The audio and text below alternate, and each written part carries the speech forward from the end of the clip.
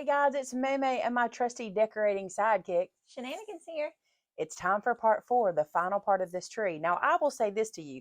If you've been watching since step 1, you could have stopped at anywhere along the way and said, I'm done. You honestly could have done it after the topper. You do want to add more from the topper, but anywhere in there that you say it's enough for your taste, let that be you. It is your tree, right? But we're going on. We've got the stuff from our kit from Decorator's Warehouse. We have one last step, and that is ornaments. Now, in video 3, I said, this is kind of strange because I always started with the ornaments. Are you the same people?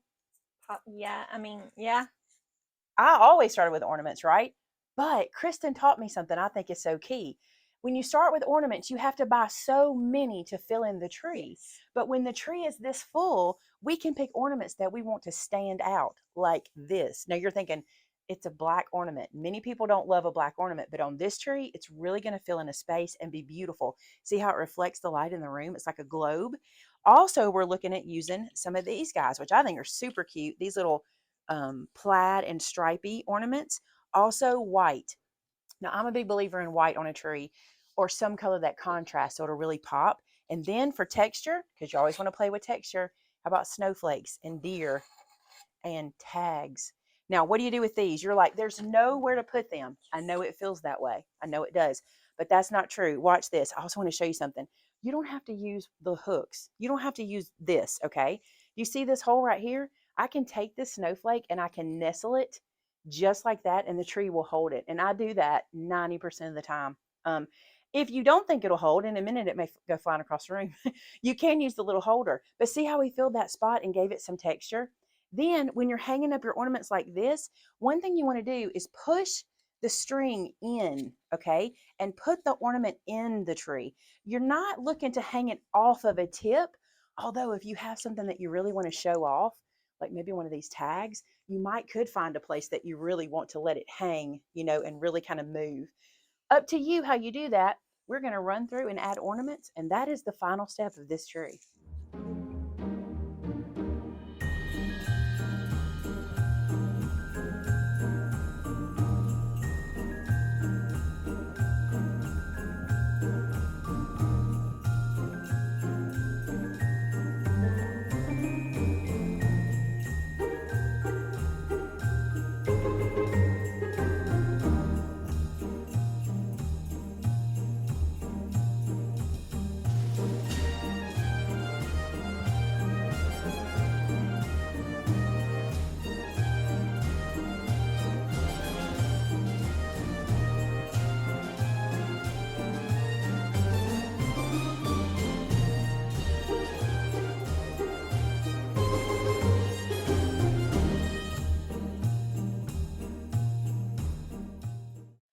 Guys, we're done with our tree, and I think it is stunning.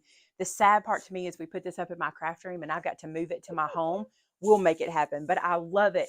I just think it looks so gorgeous and so full and so festive. So that is how we would do our tree using the decorator's 4-step process and one of their kits. Now, I want to remind you again about their kit. When you place an order for one of their kits, they will ship it to you, and it came to us in 2 huge boxes. We had so many supplies, and what we have left over from even doing our tree. Now, we did do a 7.5 foot tree, but we have so much left over. We can decorate the rest of our dining room. We could use it for a centerpiece on the table. We could use it on our bar in our kitchen or our counters in our kitchen, and we could bring that theme all through the house. So when you look at it, I want you to pay attention to how many of each thing you're getting. Now, if you are using the decorator's recipe, it'll have exactly what you need for the recipe you're going to use. It's amazing. I'm going to do a cutaway so you can see this tree in its full glory. So I can show you it, up and down so you can see every bit of it.